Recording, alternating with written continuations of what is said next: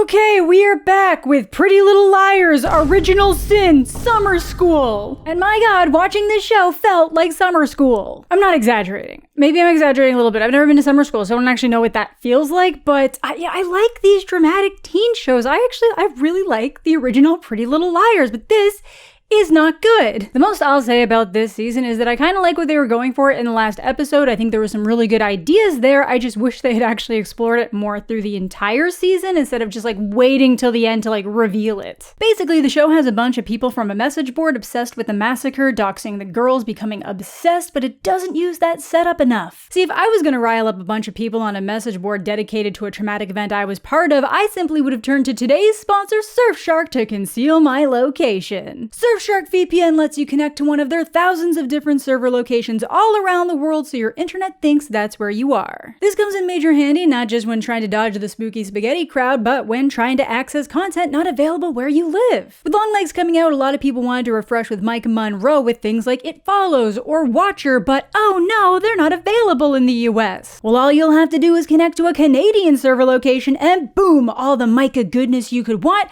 with some Hereditary thrown in for good measure. I use Surfshark constantly whether I'm at home or traveling to access streaming services and just to help protect my data when I'm using public Wi-Fi. So make sure to click the link in the description down below to try out Surfshark for yourself. It is super fast, secure, blocks unwanted ads, is available across unlimited devices, and if you use code JEDI, you can get 4 additional months totally free. I know my dear friendly Space Ninja has already gone on a 2-hour rant about this, and I am late because I got distracted by a Shyamalan, so I'm recording this on July 9th, so I assume his video is already out by now, but we did watch that finale together, so I still wanted to talk about it. Because we both realized so many different instances of this show just like nabbing things from Scream plot points and implementing them in the dumbest ways. They even used the Nick Cave song that Scream's known for. Except instead of 1 Sidney Prescott, we have 6 Sidney Prescotts. Because Roberto Aguirre-Sacasa is unable to see the difference between homage, inspiration, subversion, and the laziness of what ends up happening here. I think making a horror out of one of these like classic teen shows is a great idea, but I don't think anybody's done it particularly well. I think Scream fumbled the plot, and that was more of like a Friday the 13th type thing. This doesn't even feel like it's trying to be a slasher, but then it will still like throw in all of these like campy, tropey type things to make it seem like it's really steering into that, but doesn't actually understand how to implement those aspects properly into a story so it's satisfying. Roberto being the showrunner of this show and a variety of other things that have gone off the rails, including Riverdale. And yeah, her whole pregnancy thing, it ends with her like potentially adopting her baby out to Aria and Ezra from the original show because yes, this is all a connected universe. Riverdale, Sabrina, Pretty Little Liars, Original Sin, and Katie fucking Keene, oh look, it's Aria Montgomery's doppelganger, are all in the same universe with the characters just casually being name dropped throughout. My cousin Kevin, who lives in Riverdale, he's gay. As my dear friendly Space Ninja would say, Roberto, what the f is wrong with you? Honestly, I'm fine with this one being connected into the Riverdale side of things. It is the original Pretty Little Liars that feels like it should be so far removed and that they just wanted to give this one brand recognition, so they gave it the title of Pretty Little Liars. Now, if you don't remember season 1, you can refresh yourself down below with my first video, but the general quick recap is that a group of girls start receiving mysterious text messages from someone named A who blames their mothers for the death of a classmate, Angela Waters, in 1999. A continues to torment the girls while revealing more information about Angela Waters, essentially punishing them for the sins of their mothers. Honestly, solid premise, would lend itself super well to the slasher genre, they just fumbled it terribly. To spoil that season, which I must do, the person messaging them ends up being their principal who was in love with Angela's mother, Rose Waters, who is secretly Angela's father, as well as the father to our Michael Myers meets Chucky mass killer, Archie Waters, Angela's twin brother, who Rose had kept locked in a cage his entire life because he had, and I quote, a face only a mother could love. Yeah, it's a whole thing. Very messy. I get that that does kind of feel like a lot of those classic slasher vibe things, but no, not if you're not gonna have the rest of this play out that way. But everyone makes it out alive after a pregnancy battle, but the show leaves off with Archie going after the people that hurt the girls through the show because he hates bullies, so he kills Chip, who was revealed to have assaulted both Tabby and Imogen, the sheriff who was abusive to his family and the people in town, and I believe Steve, who was a groomer. Again, whole thing, and there's just so much more that I can't mention because each of these girls needs their own fleshed out struggle, whether it matters to the overall plot or not. But back to the show, season 2 picks up pretty much right where they left off at Christmas, but showing Archie being arrested so that they can go on with their lives until Mouse becomes obsessed with an online murder message board, Spooky Spaghetti. Though honestly, there's a little bit too much doxing going on in this website to be a creepypasta knockoff, but sure. For some reason, she just gets really obsessed with reading a bunch of fan theories about her own traumatic event, like how Archie would have made his mask. This leads to the Spooky Spaghetti creation of a Bloody Rose Waters, because they've decided that Archie would have used his mother's skin to make his mask. Down the line, you'll find out that Mouse was actually the one who went online to describe what the mask looked like, so she is pretty much the one who springboarded the whole Bloody Rose iconography, so good job! Great way to deal with her trauma. Let's see how the other girls are doing. Imogen isn't coping well at all, terrified that Archie will break out and kill the baby until Sullivan points out that he'd only be able to find her because Imogen keeps stopping by for visits. Oh yeah, she didn't end up picking Aria and Ezra? Because I got a weird vibe from that Ezra dude. Wild that was absolutely only changed because so much of the fan base has grown up to be like, hey wow, that whole 15-year-old with a teacher thing turned long-term love interest is pretty fucking wild, right? Why are we bringing them back into this? Why couldn't Allison and Emily have adopted the baby? I swear to God, I forget every time that they get married at the end of the original series, and it is so funny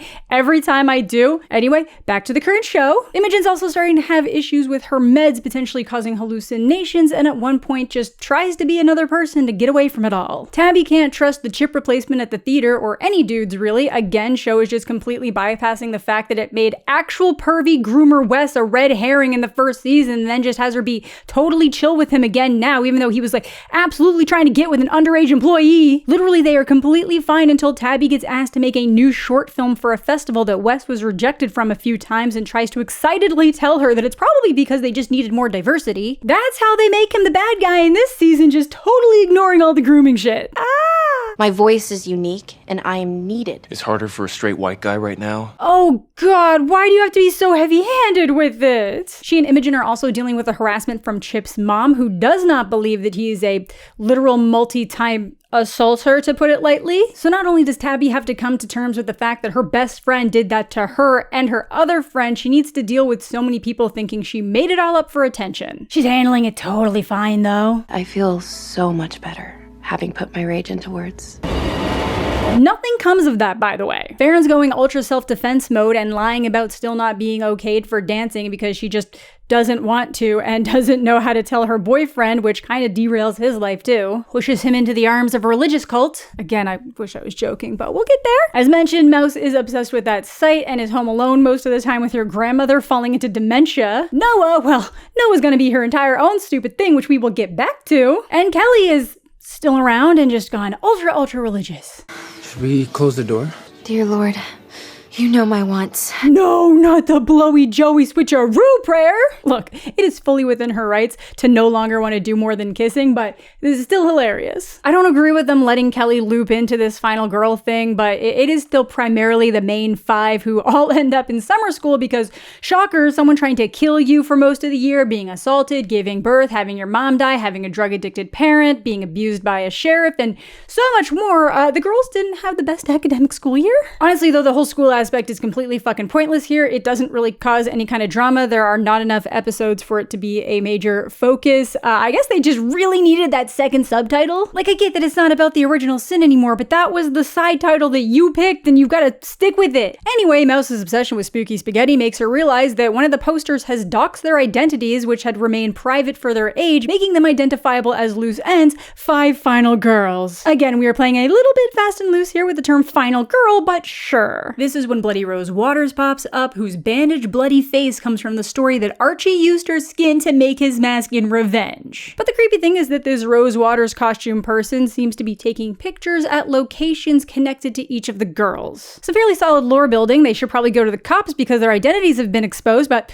they're not going to do that. What they are going to do is do the Rose Waters chant, which is literally just Bloody Mary saying the name 5 times in front of a mirror and she'll appear, which, why would you want to do that? For one, clearly not going to do anything, and 2, if it did, why? Again, they're fucking around and not taking it seriously that someone seems to have dedicated a huge chunk of this website to them. Because remember, the scariest thing that can be out there isn't mythical beings, it is the weirdos. To quote Jordan Peele, Nope. Oh no, I forgot she was the walking, talking horror reference quote. Look, I love a good reference, but girl. And Tabby's probably still my favorite of the girls, so that just goes to show you how many points this is taking away from her. Trying to go for the Randy Jasmine thing, but it's not always working, and it's rarely used to help get you deeper into the plot. Obviously, they didn't actually summon Bloody Rose, but what was the point of this scene? Bloody Rose Waters. You have 8 episodes to work with. You shouldn't need to be bolstering your runtimes like this. Honestly, this show probably could have been a really solid 8 episodes that were all 30 to 40 minutes long versus 40 to 60 minutes long, because at this point it's just too much fluffy filler and not enough of the goods. Obviously they didn't summon her, but she is someone doing things around town, the site posts about a cabin belonging to Rose Waters, so obviously some of the girls go to check it out, and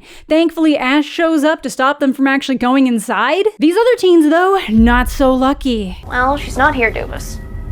Let's go. We could stay. Have some fun. Okay, look, I get that teenagers are horny with not a lot of options for places to do things in, but you do not know what's in or on that mattress. Rose stabbing you to death probably saved you from a slow death from staph infection. But yes, Bloody Rose Waters is our villain of the season, along with Trauma. Always a good friend to have in the mix. I assume there are 2 people working here. That usually seems to be the case.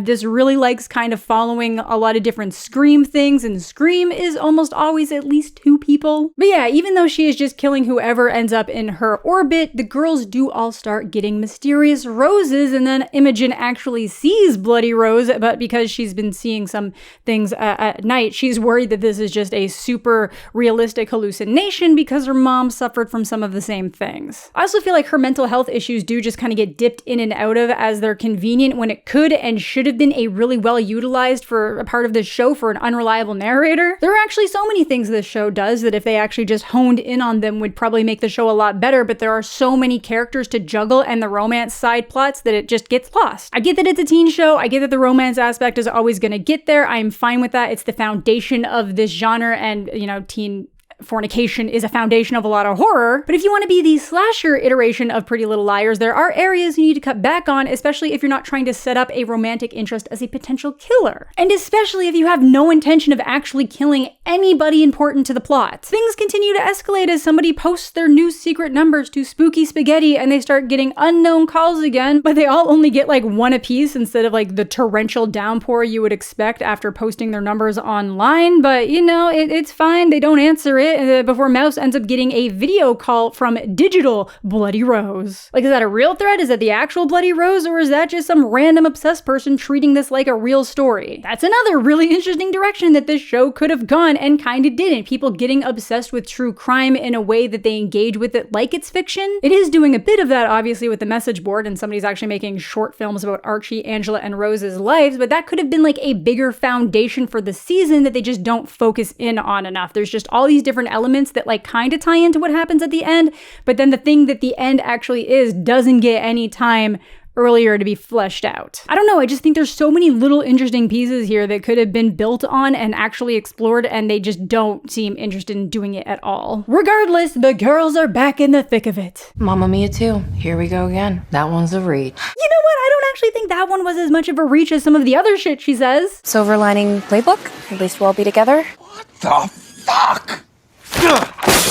Leave my movie out of this and get back to the horror content, please. So based on all of their numbers being posted, it almost feels like it would have to be someone close enough to have looked through their phones to get all of the numbers at once, but the show never actually explains how that leaked, and honestly, someone being good at hacking for computers would be enough for the show. Either way, they know they're being messed with, but they don't know that there's murders happening because they're actually hiding the bodies, so the teens are just listing as missing. But things are gonna ramp up, so let's get in on some other stuff that isn't involved in that central plot before we round back to what should be the primary focus, starting with the relationships, which I feel is something the show has always struggled with. I rarely, if ever, felt any character between the people that they've paired up with, and that really carried over here, even if I like the person they're paired with. This season in particular, they are way too concerned with making sure each one of these girls is paired off with someone, whether it needs to happen or not. And then that in turn actually takes away from doing the things that would contribute to a well-crafted horror show, like having something super tense and crazy happen, and then they need to cut away to 2 different characters having a 20-second conversation before they can start hooking up, so you know that that's gonna be a thing. thing. One thing that stays the same is Mouse and Ash. Mouse kind of annoys the fuck out of me, no offense, but I do love Ash, so I'm happy that they're chilling. Tabby's definitely into her new coworker Christian, who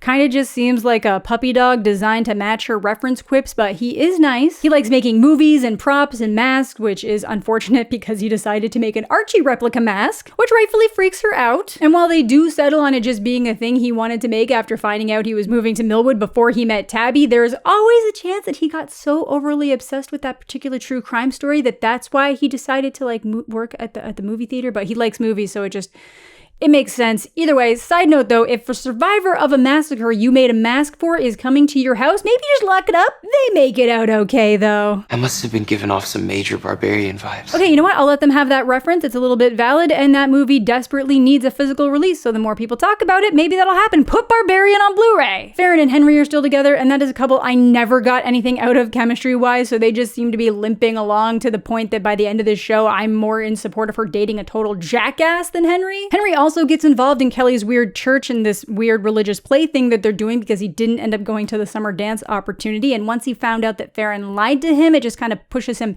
further into that inner circle. Him being upset, I totally get. It derailed his summer plans, but the religious stuff gets very weird when he just starts spilling her business in these weird group confessionals called Kairos, which sounds an awful lot like what cults do to get personal blackmail information out of people. But in terms of what Kairos is, actually, I'm pretty sure the movie Yes, God, Yes, which I actually really enjoyed, was making fun of Kairos. Yeah, Imogen's playing it pretty chill for a bit solo until she freaks out about her hot player coworker Johnny messing around with multiple girls, and then he just decides, you know what? Yeah, that's what I want. I want this neurotic person right in front of me. And you know what? It's going great. For now. He may look like the asshole badass on the outside, but he's good. We like Johnny. Noah's still with Sean, sweetheart, who they sabotage because they bring in another new character, Jennifer Fox, who I can only imagine is a combination of Jennifer's body and Megan Fox, who Noah met in juvie, and it seems very obvious that something went down between the two of them. There's so much tension. They then confirm that something happened between them in juvie, and I'd forgotten that she was already with Sean at the time she was in juvie, and he's stuck by her. This is all highly disappointing to me because Jen is played by Ava Capri, who is great in things like Blast Beat and Love Victor, and what they do to her here will destroy my brain. It's not you though, girl. You did great. It is the character. They're actually going to get their own section in a little bit. We just have to round out the other ladies' love interest, bringing us to Kelly, final girl adjacent, who is still with Greg, as mentioned, who's been harassing the shit out of Farron at lifeguard stuff. But even though Kelly's managed to get him involved in this weird church performance group, he's still being a dick about the sex stuff. My blue balls have blue balls. And instead of just ending the relationship, which would be fine, he starts saying that he can get the things she won't do from Sandy here, which makes Kelly push her personal boundaries to keep him around, which sucks. Never do that. Yes, relationships are compromised. Yes, she changed the term of their relationship dynamic unilaterally, but then it is on him to leave if he's not interested in doing that, not dangling some other girl in front of her as manipulation. And while that other girl is waiting for him, she gets killed by Bloody Rose. The methodical stabbing motion is just so special. So as you're probably noticing, the people dying just seem to be a wrong place, wrong time situation. I assumed it was to kind of like build up the myth of Bloody Rose, but they keep hiding the bodies and seem to be using Sandy's phone to tell people she decided to go away for the summer so that like no one even knows that there's deaths happening. So speaking of Sandy, I will admit now, in that finale watch through, I kept being like, I don't know, Kelly was looking for that Sandy girl and I don't remember who that is, so like maybe she's involved. Fully forgetting that this was Sandy because she is just church girl in my notes. And then I just didn't look her up for some reason. I was like, no, it's fine. Let's just go with a wild card pick of her being one of the perpetrators. Whoever this Sandy person is, that person has to be involved. Dumbass. Okay, so before we get into the next section where the girls are pulled into Bloody Rose's orbit more directly, I have to give you the exhaustive rundown on the Jen and Noah situation. So Noah is still with Sean, literally living under his roof while her mom is in rehab. And yeah, his mom is kind of a bitch to her, but she is not wrong to not want the girl she's caring for sneaking into her son's bedroom for sex. That's like a pretty standard rule in most parents' houses. Whatever, she lies and says her mom's out of rehab so she can stay at her apartment alone, which is when when Jen shows up and that like awkward, terrified attraction immediately sparks off so much chemistry. So she vouches for Jen to get a job at the same pizza place she works at, where Jen almost immediately steals from the register, almost getting them fired before Noah replaces it to seem like a miscount, which Jen has the audacity to be bitchy about. Relax, it's $20. This isn't the Bear. I'm not here because I love making food. Like, yeah, it sucks that you and your mom are struggling, but Noah's mom is in rehab, so she also really needs this job. But still, there's this weird tension, and she invites Jen to Mouse's surprise roller rink party. Is Sean gonna be there?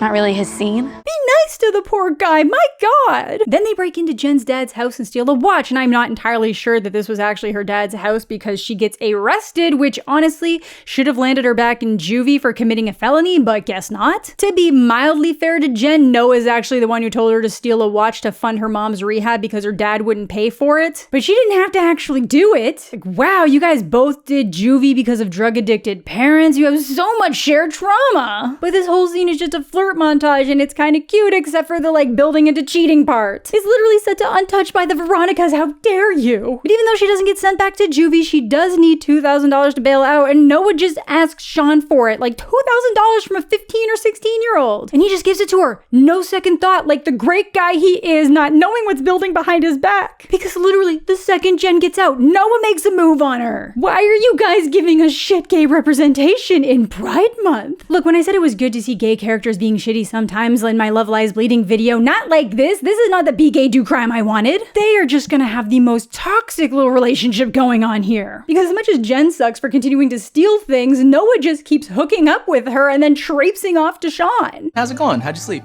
To be honest, Sean, I didn't really get much rest last night. You got $2,000 from the boy to get you out of jail, and you pulled this rudeness on him, flaunting his girlfriend in front of him he doesn't even know? You know what? Jen and Noah probably actually deserve each other because of how much they suck. And it's so funny because Noah clearly starts feeling guilty and is like apologizing for being shitty while she's on a run with Sean without, actually saying what she did or that she did anything. So he's just consoling her, not realizing she's literally fucking around on him. Look, girl, not knowing what you want is fine, but you gotta end one before diving in. And then Sean's mom realizes that $2,000 is missing from his account and knows it had to be Noah that asked for it, and obviously wants her to pay him back because, oh yeah, I forgot to mention that, getting paid back was never mentioned. He was just giving up $2K. So Jen's response to this is like, well, you could break up with him and just never have to deal with the mom again, and Noah's actually confused that she'd even suggest such a thing when she's the one who's been making all the moves on Jen, so of course she'd think she's up on deck. Then just goes right back to Sean like guilt-free.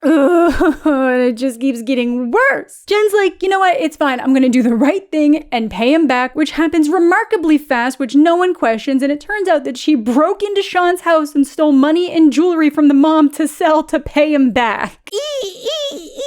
God, I knew she did something shady, but I was just hoping it was selling drugs. Before we find out that that's what she did though, she actually suggests that she'd be okay with a polycule. What if the three of us? Jen. That's how much she wants to be with Noah. She would share her with someone else, which is essentially what's happening right now. Sean just isn't aware. But realizing that Jen stole from Sean's house will surely be the end of this, right? Right? I want to be with you, despite your recent B&E. Are you serious? Again, at least they're just gonna keep the toxicity to themselves. We have to do it the right way. What do you mean the right way? The right way would have been to end things with your boyfriend before sleeping with someone else. I'm totally gonna lose my goddamn mind. This is the subplot that's gonna kill me. Do you know how hard it is to make me not excited about the gay? I even imagine me and you when it's pulling this shit. Times were different, but it was still less unhinged. And I don't even think the show realizes how bad they're playing them because they then find a way to turn Sean into the bad guy, which is just completely out of character. Like, Greg has been a shit this entire season. He's been messing with Farron. He's been coercing his girlfriend. Just a lot of stuff that just gets brushed away by the end of this show. But with Sean, they're just gonna character assassinate. Once she does finally break things off with him, he realizes that everything started going wrong when Jen showed up. So he goes to confront Noah, who isn't home, loses it on Jen, and punches a hole in the wall. Look, I get that anyone can be abusive and that punching inanimate objects is an escalating behavior that is concerning and that abusive behavior can come out of anywhere, and that maybe Sean's just so used to getting what he wants that he would actually start throwing into a fit of rage when he didn't, but it literally just feels like they're trying to make him seem like a worse person to retroactively justify what Jen and Noah have been doing this entire season. So Noah retaliates to send him a message by smashing the hell out of his car as if she hasn't already caused enough financial damage to the boy. Not remotely the bad bitch moment the show seems to think it is. You had so many opportunities to tell me the truth, Noah. You just need someone to save. Ooh, the boy might be spittin', honestly. But yeah, that is the tragedy of Jen. There'll be a couple other instances where she gets popped up, but I cannot stress enough how much the show wants us to like Jen while we're having her do all this shit. But at least that brings us back to the horror plot with the tests. Bloody Rose will start putting the girls through a series of minor trials and tribulations, starting with Mouse. She thinks her grandmother is taking her to her surprise party, but it's actually a closed Chuck E. Cheese knockoff to give us a little Five Nights at Freddy's tie-in. But yeah, the place is literally called Rose E. Ricotta's. Incredible. On multiple ends, actually, because it's clearly a play on Chuck E. Cheese and then has the name Rose in it, so connected. Now, if the show actually wanted to be what it says it is, if it actually wants to live up to the horror movies it's snatching from, they should have killed Mouse here. Not just because she's my least favorite, though Noah probably is taking that now, but because at least one of these girls has to die, and it won't happen because they've established them as final girls. She just ends up running from Rose, somehow breaks out of a burning building, and still they do not go to the cops. It's madness. They have full confirmation that someone is actually dressed up like a psycho trying to murder people, and they do nothing. I don't actually understand how the cops haven't come to them first, because like there's literally a burned down building now. Last season at least made sense. Like the cop was a sociopathic abuser. They thought he might have actually been someone involved with this. There were direct threats against them and their loved ones. This season, no reason. Not one person has warned them off going to the cops. Instead, they call their therapist, who would be a mandatory reporter, but she's tragically in the hospital after being pushed down the stairs, and the girls are instantly like, well shit, I guess it is just like last year. We can't risk telling anybody because I bet she got attacked as a warning to us. Who cares if that's why? Go to the police. They will have tasers and guns for this knife fight. But no, they just decide to try and find the real Rose Waters instead to see if it's potentially her under the mask trying to kill them in revenge, even though she hated her son too. And, you know, she's homeless now, terrified of Archie because, you know, the whole locking him in a cage his entire life thing freaks her out so much that she just runs herself off a bridge. Great job, girlies. Meanwhile, it's Farron's turn for the challenge, and she's just hopped up on self-defense confidence, ready to kick ass. And her challenge is holding up a construction beam for like 2 hours or someone she loves will die. Again, I bet the cops could have helped with that. And she does it, which is of course when Rose pops up once Farron's too weak to defend herself. Manages to get away with minimal damage, you know, just a janitor closet stitch job instead of, I don't know, calling the cops, going to the hospital? Absurd. And while that was all going down, the other girls find out that Dr. Sullivan was also Rose Waters' doctor. Which brings us to the character assassination of Dr. Sullivan. Yeah, I know, we're still going through the test, but we gotta do a little deviation here. Dr. Sullivan has been great to them this entire show. Her past patients would fall under confidentiality, so it would make sense that she'd never be able to tell them that. But the season just kind of goes on this back and forth, like, is she good or is she not good? So first it's to make us think she's involved in the Bloody Rose stuff, but no, apparently she just wants to exploit their stories for a book deal. They figured this out by going through her patient files, which of course included all the girlies from the original series, including Aria Montgomery, which Imogen doesn't even pause at. But apparently she's just been recording all of their sessions without consent. Why did they have to ruin the only solid thing in these girls' lives? She was good, she was helpful. So consider yourself warned. Stay away from my friends. And yeah, Imogen's on a real tear up here right now. Like the dad she doesn't actually get to see that much is apparently engaged without ever telling her he was even dating. And it's going kind of well until Imogen notices that she's wearing her mother's engagement ring and threatens to cut it off because she thinks she should have it. Give it to me right now or I cut it off with your finger. Honestly though, if I was this woman, I would not want the ring from a failed marriage, even if it was a family heirloom. That's like the kind of thing that, yeah, you pass that on to your children, not use it on your next wife. Johnny's just here like, damn, I sure do have to take a lot of knives away from you. Don't take this the wrong way, but are you in the middle of a full-on spiral? Hand her and the knife to me. Actually a supportive king, though, immediately sees through the dad's shit. You took a chance on your dad tonight, and he let you down. Back to Bloody Rose, though. It seems like the Forum are making Friday the 13th offerings to her for something called The Reckoning, and just like cutting their foreheads, and people are actually doing it. So yeah, whatever's happening, this Rose person is actually building a cult, but is it connected to the religious cult that's brewing in any way? Is this two sides of a coin here? Wait, we'll get there. And yes, the church is going cult-like. That's not just me being a hater, which I am. So I guess this is as good a time as any to deviate into the cult for a smidge. Yeah, I promise we'll get back to the tests, but everything, it's all out of order. So yeah, this on top of Henry sharing all their personal details with the church is pretty much closing out the relationship with Farron and Henry conveniently in time for Greg to stop being a dickhead and respect her because she beat him at arm wrestling. I wish I was making that up. There are other reasons, but it's the arm wrestling that cinched it. I tried to make her feel weak, but that's not true. I respect you. But yeah, the religious people really are a cult. That performance at Redemption House they've been working on is apparently an interactive haunted religious house of sorts. And Ash knows that it's just some excuse to depict people being punished for perceived sins like being gay. Goody! Yeah, it's pretty fucking bad. It's also where Mrs. Langsbury pops back up talking about how it's too late for their salvation and that they're just liars. Of the pretty little variety? Sorry. So it seems like a little bit too obvious that she'd be Rose Waters, but we'll see. Roberto is nothing if not obvious. And again, I'm still pretty positive that there are two people, so I think it would be her and someone else. Again, Mrs. Langsbury, Chip's mom. But the house really is a disaster and seems to have rooms that relate to each of the girls, like someone online talking to a younger girl, which is what happened to Mouse, drugs for Noah, drinking and underage partying for Imogen and Tabby, literally suggesting that they deserve anything that would happen to them if they were in that state. The closeted gay football kids going to hell. Henry, you're a dancer. Most of your friends are gay. Oh my god, I love Farron so much. And the worst of all, Kelly pretending to be a suicide victim being drugged to hell in Imogen's mom's bed. Not in my fucking house. Hell yeah, fuck him up, Imogen. Kelly sucks. How could you be a part of something as sick as that, Kelly? Yeah, and her own sister killed herself too. I get that she needs extensive therapy and her religious mother isn't letting that happen, but girl, you suck. But I must acknowledge that I accidentally jumped through a massive chunk of episode 6. So by the end of the show, I still thought that the priest could be involved in the Bloody Rose stuff, and that's why he disappeared, but it's actually because she stabbed him in the eye in this episode.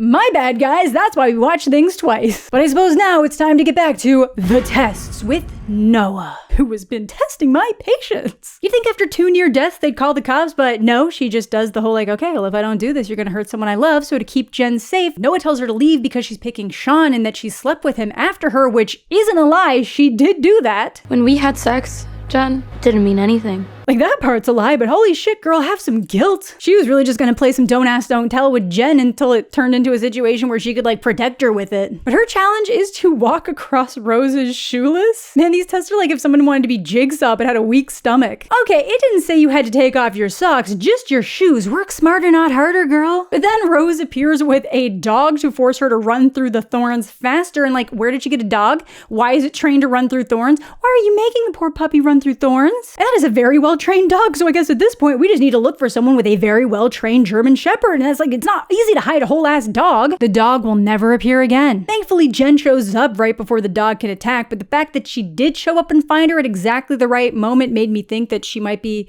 involved in some way, and that this might be a way to like subvert her involvement, because I know like earlier on, like one of the first things she says is like, hey, are you part of that whole like massacre thing? But either way, yay, she's saved. Jen says it's because she was on her way to that Friday the 13th thing and just happened to come across Noah, which is, you know, incredible timing, especially with how urgently she swooped in. So, safe for another day, but Tabby is now very worried that Wes has still been missing since he went on his whole like white people have it really hard rant. So she and Christian decide to check out his apartment, which is unlocked for some reason. And they find out that he's been trying to make a bunch of masks like Christian, but they're not as good, and that he's been trolling Spooky Spaghetti, lending a little bit more validity to him potentially being the one that put the numbers on the website, because it would have been really easy to grab Tabby's phone at work. But for some reason, with the computer in her hands, she doesn't try to get his username, doesn't try to check his post history, just says she's done with the bullshit and leaves it. I would be all up in that shit. I would be taking pictures of every screen, deep creeping in seconds, making sure I had every interaction documented. This is amateur hour here. Now, I assumed this was just trying to make Wes seem like way too obvious of a suspect, but I forgot who I was watching. This is almost immediately dropped. She's not concerned with Wes anymore. We just dive into their pride swimming event where Noah is jealous that Jen is flirting with someone else after she said she needed to table discussions of them having a relationship. You know, because of all the Bloody Rose stuff, the school stuff, the having a boyfriend stuff. For a split second, I thought that was Cheryl Blossom from Riverdale. Thankfully not. But still time for a Riverdale connection. Greg comes through to apologize and say he left the church and Kelly for how fucked up it all was. My cousin Kevin,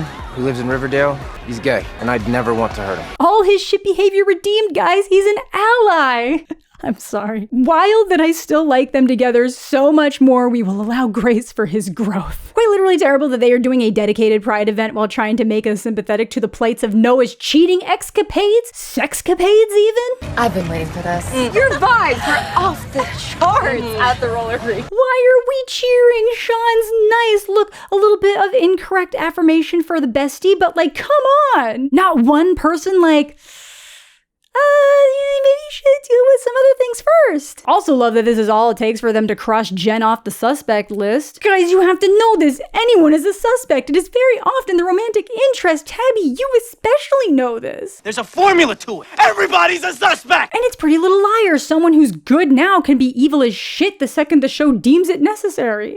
Jen and I are more alike. Yeah, you're both cheaters and thieves. But also, that shared trauma is probably going to be a big problem between you guys. It's not like after this that she ends things with Sean, and I'm not going to go back through that because we already did. So now it's time for Imogen's test, which occurs when they decide to mess with Redemption House in mask, and instead of Kelly waiting in the room, it's the test, which really isn't one. Sometimes the final girl doesn't get a warning. But I gotta know, how did Rose know that Imogen was going to show up there? Whatever, she's a mythical being. Imogen survives her strangulation by ripping off the bandages just to see her mom's face. So there was like literally an entire week where people thought that that was like Imogen's mom's evil twin, which fair, Pretty Little Liars loves twins. I assumed it was a hallucination, but no, it was actually just someone wearing a mask under a mask. There's just no thought put into any of this. More proven by Dylan confirming that Roberto and the team had no idea who they wanted Bloody Rose to be until episode 6. And again, they don't go to the cops. This hat honestly isn't even big enough anymore. Like it's not big enough to express how much people need to stop. They need to stop.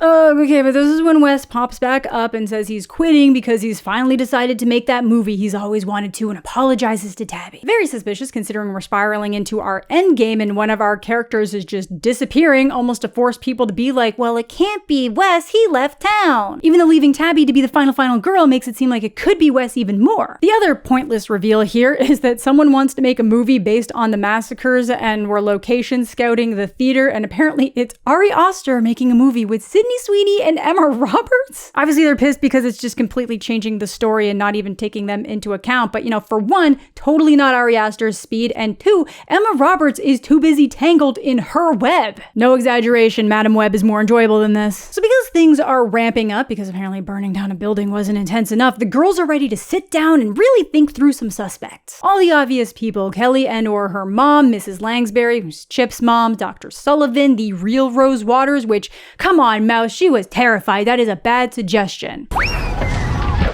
Also, she's gonna end up killed too. They're at least considering the possibility of 2 people, which I've honestly just assumed the entire show, but we'll see how that pans out. This is also where Sandy gets mentioned again, and I had completely forgotten who that was. No idea why I didn't look into it at the time. Stressful travel days. What about Sandy? She's on the Cape. Do you know that for a fact? I'm trying to reach Sandy. Sandy?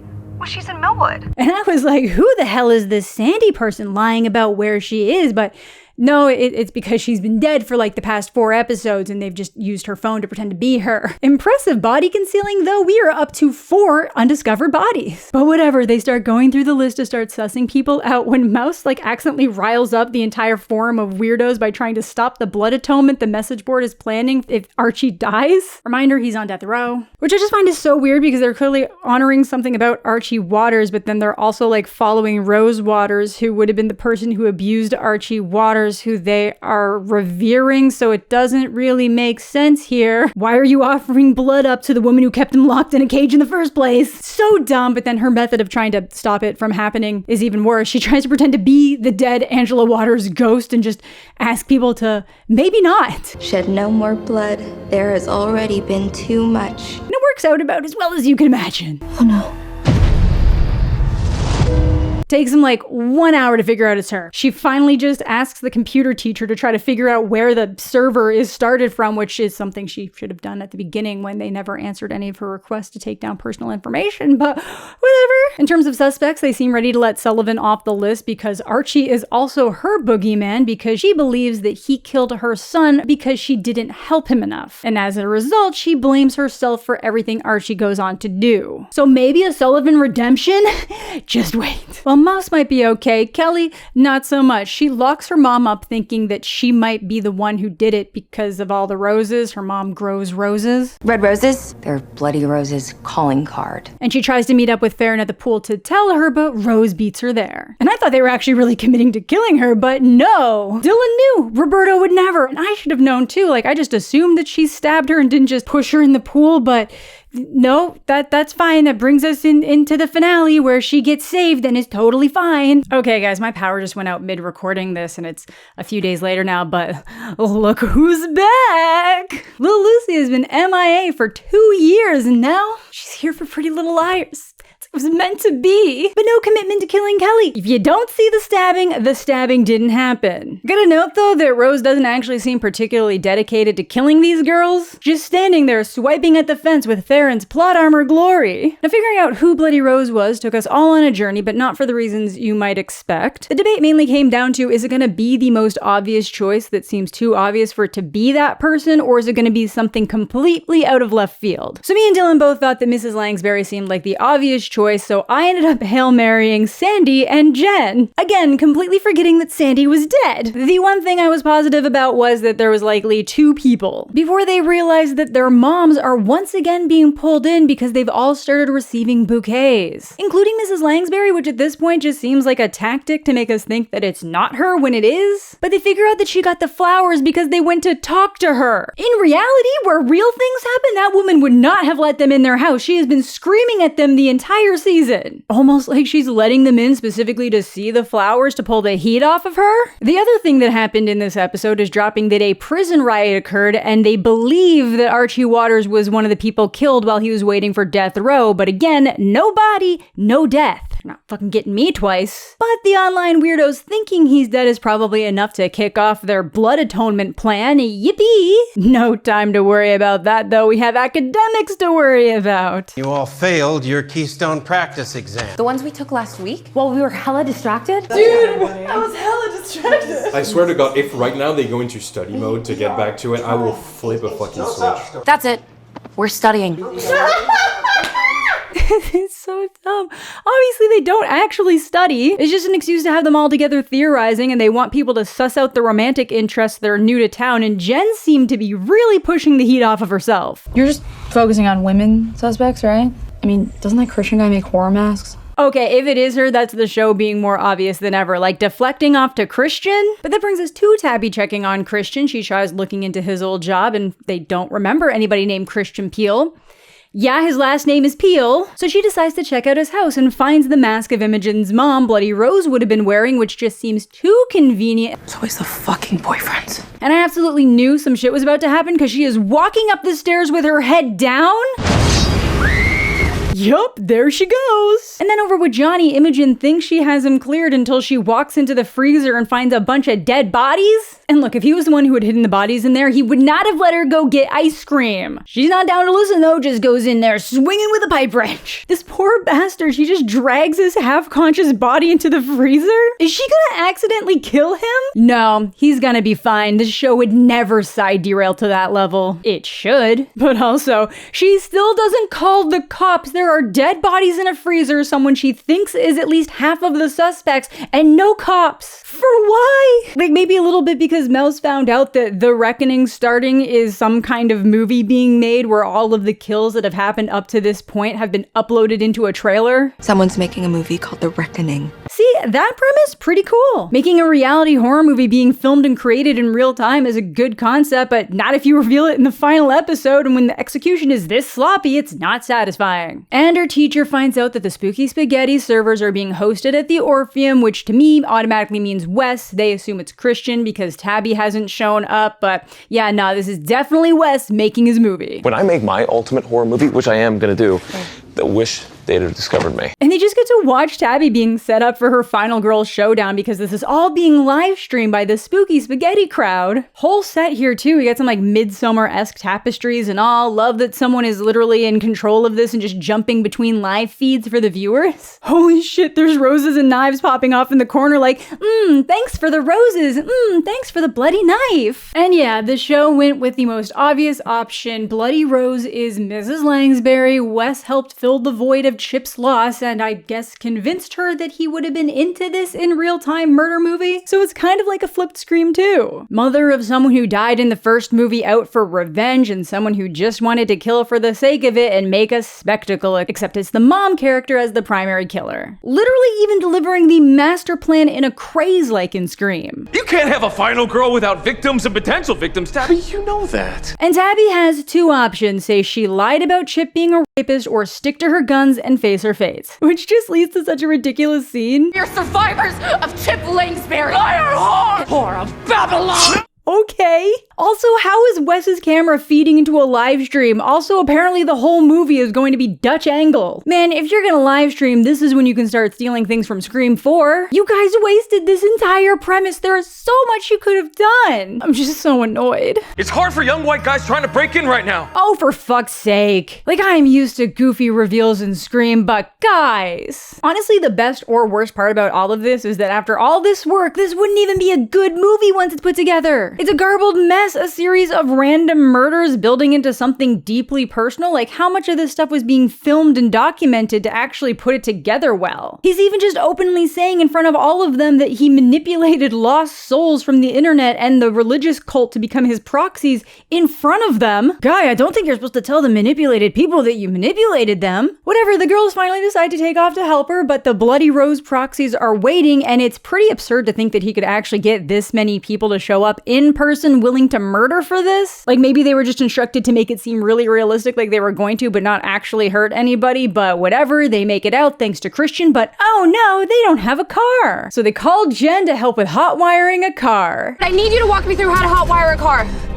It would be an honor. Oh my god. So yeah, she's not involved. She's just a terribly written character. They will not get there in time to help, and Tabby has to jump out a window. Oh, damn, I was hoping she'd do that. Man, if you were hoping she'd do that, you should have had a camera person outside. You are just really showing that you don't have it in you to be a director. She goes full "you're next" in the woods, which I will allow because the show did start with them all taking self-defense classes. She then comes across the shack from the beginning, but knows, hey, this is a trap. I'm gonna sneak up on him instead. Just because you're a horror cliche doesn't mean that I'm one. But you are, because you chose to stand there and talk instead of attacking. You literally only succeeded in incapacitating him because he didn't think you had it in you. And that's it. We got a little trailer-esque walkout escape and the Scream classic, they're never dead fake out. So they don't even have Tabby set up for the third season to have some kind of I had to murder someone trauma arc 2 weeks later and she's done with therapy? We're ready to move on. Absurd. Even without murder, you had to run someone through with a pitchfork. Johnny is, as mentioned, thankfully alive, but done with Imogen. We decided to, cool it. Well, Johnny decided to cool it. And yeah, everyone is just totally cool, not fazed by this at all, ready to take on the last couple weeks of summer and setting up for the next season. Which hasn't been confirmed yet. I don't know if they'll get it, but it maybe kind of looked a little bit interesting. Tabby and Imogen talking about her next movie where it looks like maybe they're becoming the villains, or it could actually be people pretending to be them. We'll see. Before they start talking about what Archie would think if he were alive. So of course he is, and he's off to kill Dr. Sullivan, who they again make sure to ruin right before this happens. I can assure you, they're narcissists. Couldn't just let her die good so it would be a sad thing. You had to ruin her, which is so lame. You can't even commit to killing beloved side characters without ruining them. You're weak, Roberto. The boogeyman never dies. Pick a lane, for the love of God. Are we really doing him again? But thankfully, for now, that is the end. And yeah, not great. Lots of potential, like the cult setup really could have gone somewhere. They could have been implementing the movie aspect throughout, making these girls realize they were being filmed and the weird tests they were doing, or manipulating them into acting out the script without fully realizing that that's what they're doing. Just something way cooler. Like, you could say that maybe that's what they were doing with their tests, but those tests were so lame and juvenile that, like, it's not satisfying even if they were being filmed in those moments. Honestly, most of those scenes are just fueled by them being fucking idiots. Few things are worse than just a totally squandered premise, and I really do think it's just if something's completely boring. That's the only time I think it is probably worse, but oh my god, there was so many nuggets of things here, and it just came together in the least satisfying and creative way. But I think for my own sanity, I'm gonna call it there. Again, my friend Dylan, Friendly Space Ninja, has made a longer video on this. I haven't watched it yet because I didn't want what he was gonna say to affect what I was gonna say, but I'm sure he goes a lot deeper in a lot of this because he has a very special relationship with Roberto. So definitely check out his video if you haven't already. Let me know if he put in all the clips of me being a dumbass. I guess what I'll leave off with is if you want to make a solid teen horror slasher that pays homage to all the things that you love and that everybody loves, you actually have to commit to doing the things that those movies are willing to do. People have to die. Genuine stakes need to be raised. People need to be likable. And you can only have like one full plot armor character. If I don't think anything bad is gonna happen to anyone, there is no reason for me to care about what I'm watching. That's gonna do it for this video. Let me know what you guys are thinking down below. If you ended up enjoying this season, that is fantastic. I'm always happy when people enjoy things. And I do think there are a lot of things about this show that you can just have fun with. But thank you all so much for watching. Thanks as always to my Patreon supporters and YouTube channel members. Subscribe to the channel if you're new. Leave a like on the video if you're into that kind of thing. And all my other social medias are listed down below. I hope you're all having a fantastic day. I'm mostly okay, and we'll catch you all later.